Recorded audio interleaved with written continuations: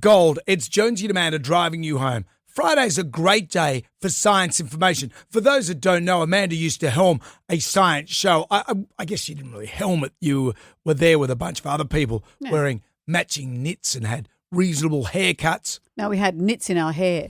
But you know how we have Tin Hat Tuesday? Maybe we should do strap on your shoulder pads for a Science Watch Friday. Okay. Why don't we do that? Let's do it. I may not be setting any water speed records, but I'm certainly having fun. Muncy's Science Wrap.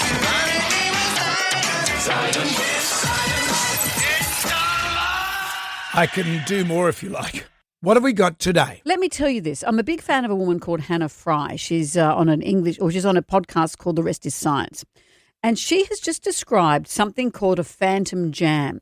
You know when you're in traffic and suddenly you come up, you think, oh, God, the traffic's at a standstill. There must be a big accident up the front. And then you finally crawl along and you get to a point where all the traffic is flowing freely, but there's been no accident. Why did we all stop? What happened there? It's called a phantom jam.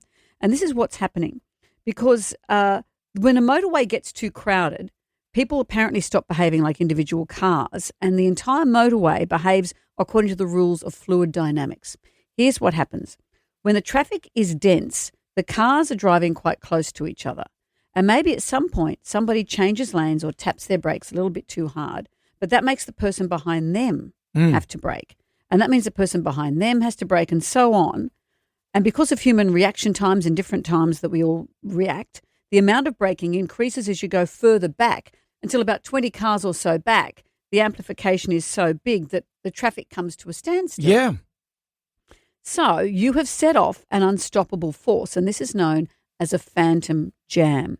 So you're not driving towards a phantom jam. The traffic jam is a wave, and it's come through you and goes past you. Right, That's so what's like a Mexican wave. Like a Mexican wave.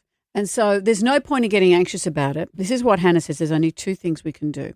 And one of these isn't likely. One is that we all get driverless cars because the better reaction times would stop this kind of phantom wave occurring. Mm-hmm. Or, this is interesting, stop tailgating because that's what makes people tap their brakes or instantly have to change lanes at the last minute. That's what creates the beginning of the chaos. And once that happens, as we know now, that phantom wave is going to come through a ghost wave, roll over you, and there's nothing you can do. So if you're in traffic and you can't see any sign of accident ahead and you don't get cranky, let it roll through, take a deep breath, and you'll be on your way before too long. Or option 3, What's that? buy a motorcycle. And you'll look cool too. There's always that. This has been I may not be setting any water speed records, but I'm